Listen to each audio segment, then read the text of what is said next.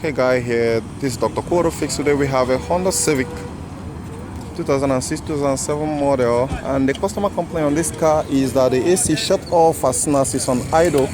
So we've been running some diagnosis on it to know exactly what the problem could be.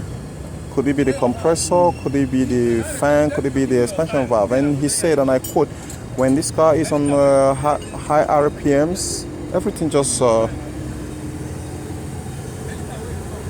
works normal, but when it's idling, the compressor just cuts off.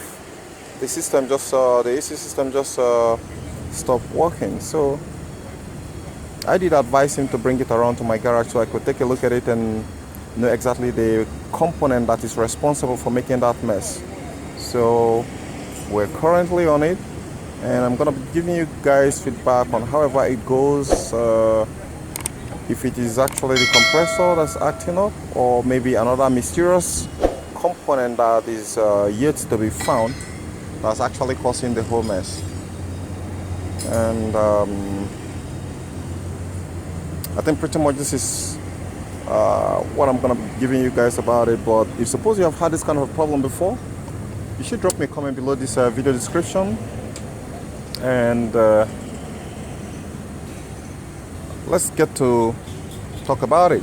Let's see how the possible solutions we're going to be drafting on this kind of a problem when you have one. For me, I already have seen this kind of problem before. I've seen this kind of problem before on a RX 330 Lexus. I think this is pretty much common with some other car make model, and I hope it's not going to deviate from that. So however it is, now my first check, I was actually thinking it's gonna be a low on refrigerant, but when I checked through my manifold gauge sets, everything seemed pretty normal. It's having the normal reading. The refrigerant is just at where it's supposed to be, the level. Everything just looks so normal, but it's still acting up very mysteriously. And definitely I'm gonna get this one solved when me and the customer have a cordiality and understanding regarding to financial implications to what it's going to take to get it done.